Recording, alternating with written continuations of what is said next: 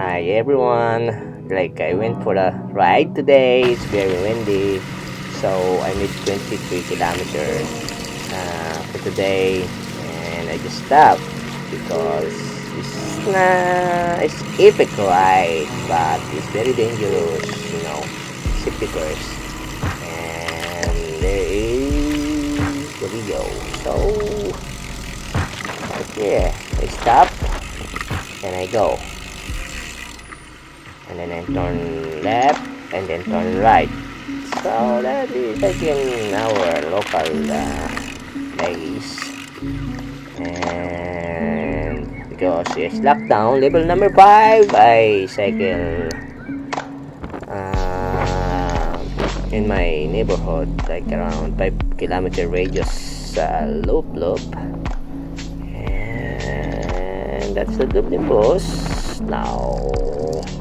And it's like here, it's approaching the airport, and that's a big truck. Boom, right there. And I park. Here we go. My daughter like that. Face forward, very fast forward. Okay. Now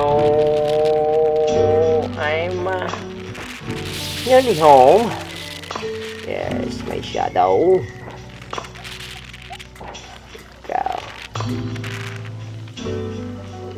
So using my camera is cyclic fly 6 and fly 12 on my back, and then approaching with the gate and then turn like this, like that. So here we go. And very sad because I stopped. So maybe tomorrow I will do it again. Maybe a long one, maybe 100 kilometer or 170 to make it 200. So that's it. That's my house. I stop there and dismount. There we go. There, I have to stop there, dismount. That is my real live video, and my daughter don't believe that is me. So I never see that. I have no proof that it's me because no picture.